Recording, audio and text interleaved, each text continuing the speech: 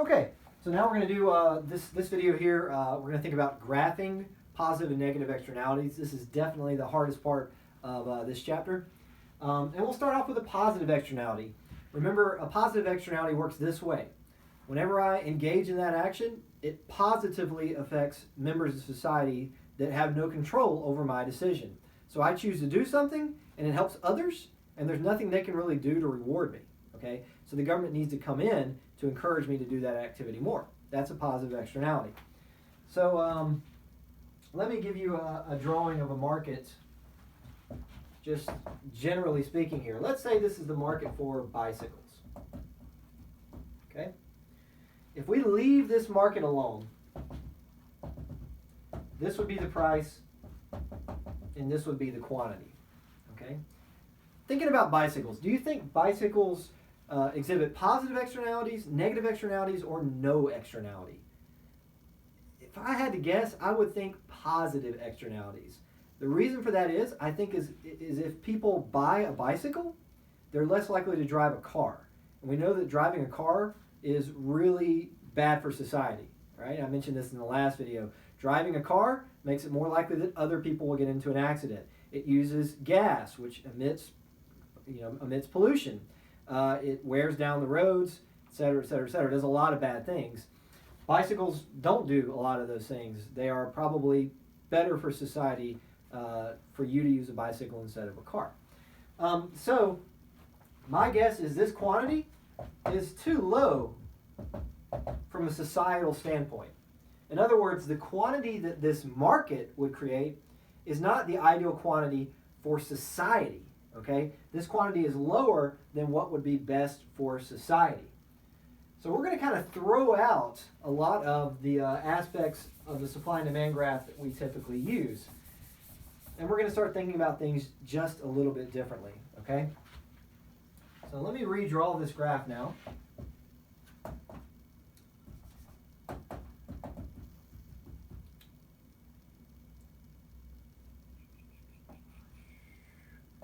Where this is our supply curve, okay? But we're going to add and change the name of some of this content here, okay? What we would normally call as demand, we need to recognize that the demand is only the benefit to those individuals who buy the good, right? That's what demand shows us. Demand shows us willingness to pay for bicycles by the consumers in the market. Okay, so we're going to rename this demand curve. We're going to call that the marginal private benefit.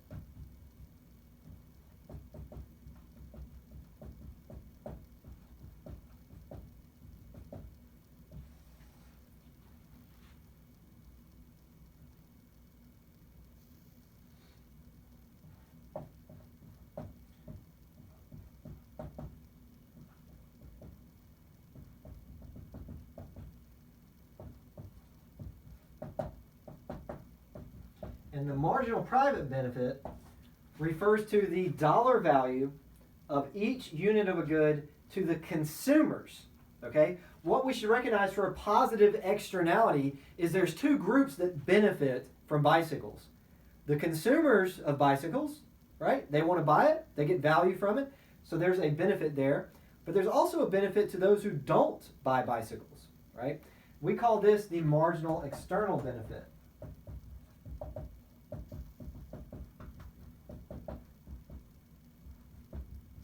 Marginal external benefit.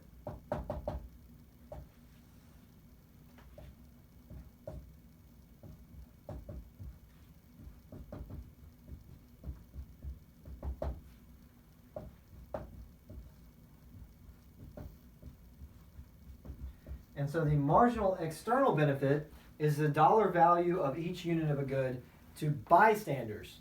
Okay? So what we're saying here is there's two people that benefit. The consumers of bicycles, they're willing to pay a certain amount. And then the non-consumers of bicycles, they would be willing to pay a little bit as well. You can think of it this way. There's all these people out there driving, right? And I might say to myself, I would pay a nickel for each of these people to have a bicycle because they would maybe use the bike more than the car.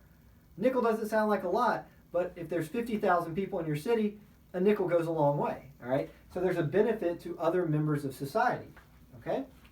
I'm going to draw this in blue here. What we might assume, for example, is that each bike has a $10 external benefit. Each time a bike is sold, society, bystanders, okay, not the consumers of bikes, but other people benefit $10. So we could draw that curve here. And we call this the marginal external benefit. Right? And that's that $10 there. Okay? So there's a marginal external benefit. And what do you think we might call this demand curve now? We might recognize that demand, which it still is demand, but we're going to rename it to make things a little bit easier for us, that this demand curve represents the marginal private benefit. Okay? So this demand curve represents willingness to pay by the consumers. This marginal external benefit represents the value that society, external members of society, get from the consumption and production of this good. Okay? So the problem here is that if we leave this market alone, this quantity, which we normally put a little e next to for equilibrium, is not efficient. This is inefficient. It's too low. This amount right here, this quantity, doesn't internalize the $10 benefit, right? The market ignores the $10 value to society. Think of it this way. If there is no government interaction in this market, the people selling a bike don't think to themselves, I'm selling the bike so that society is better off. They're probably not thinking that. They're selling it to try to get profits, right? And the buyers of bicycles probably aren't thinking, I'm buying this bike because society is better off. You know, they're not thinking to themselves, I'm willing to pay $340 for a bike, but I'll pay $350 since society benefits too. Most people don't think that way. They think selfishly, okay? So this is the quantity if people act selfishly, if the market is not thinking about the $10 benefit from each unit that's consumed, okay? So what we need to do to try to basically use all information that we have here is we need to figure out the marginal societal benefit. The marginal societal benefit shows the dollar value to everyone.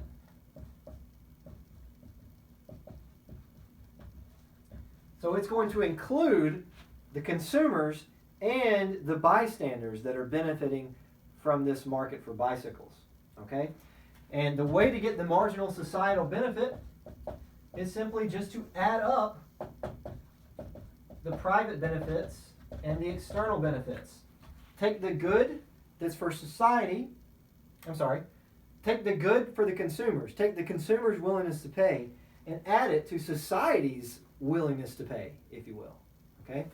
And the way this looks is, you basically take the private benefit and this $10 and you add them together, right? And so what you do is you take this $10 and it's kind of like you stick it on top, right? Shift this curve up by $10. All right? Should be a parallel shift there. I didn't do a very good job with it.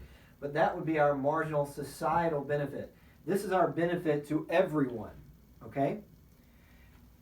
We've got our marginal societal benefit now. We've got our supply curve, which we haven't messed with. We're not even thinking about producers in this case. We're just thinking about the consumers for now. And what this new equilibrium represents is the efficient quantity. This would be efficient. Okay? So if the market does not operate efficiently, this quantity would occur. All right? This is the quantity if the market operates as a free market without government intervention. Okay?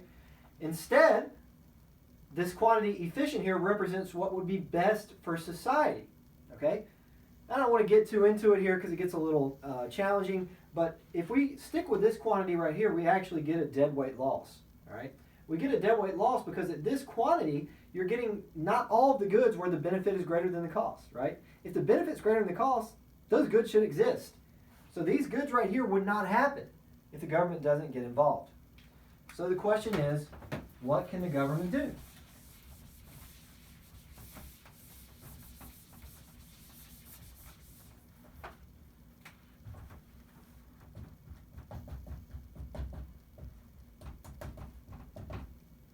there's a problem here. The market will be inefficient if the government doesn't get involved. So what can the government do? Okay? Probably the best answer to this question, and this is usually the answer that we give in economics because it's a very direct route, is they can subsidize it.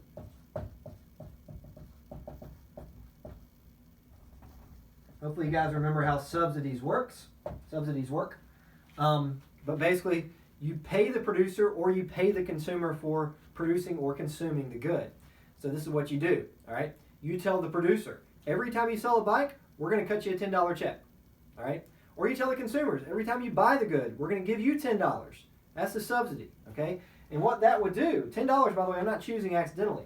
A $10 subsidy here would work perfectly because if you recall back to when we did this way in the past, our subsidy needs to work so that the price the producers receive is $10 higher than the price the consumers pay. And it turns out that a $10 subsidy would perfectly fix that problem, okay? So in this specific case, you do a $10 subsidy to fix this problem.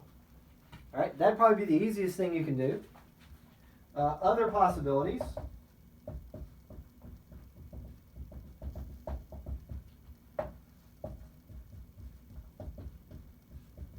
You could mandate a quantity. That's hard to do in most cases, all right? So what you have to do is somehow figure out a way to make this quantity exist. So the government, for example, could produce their own bicycles and then distribute them out to society. It's usually not a very good way to do it because you're interfering with the market too dramatically. But in some cases, the positive externality can be so massive that the government decides to do this. We've talked about this before. If you're 8 years old, you have to go to school. The logic is the positive externalities are so big that we don't even want to mess around with the subsidy. Just make everybody go. And I think most economists would agree that that's actually a pretty good policy, even though the government's extraordinarily involved in that market. So you might mandate a quantity. You might improve bike lanes and such, right? This is something they do in Milledgeville, right? They've tried to improve the bike lanes. The logic is you're not paying the consumers to buy the good. You're not paying the producers to produce a good, but rather you're making it more desirable to have a bike, all right? And basically you're figuring out a way to increase demand. So you might do something like that. Or you might take a more dramatic approach and sort of think about the problem a little bit differently, and you might tax substitutes. If you want people to buy bikes, maybe what you do is tax automobiles, okay? So there's lots of things you can do, right? We could probably add a lot more to this list. But usually the subsidy is the easiest answer because we can look at the value of the product to society and just subsidize it by that amount to get an outcome that's actually socially efficient.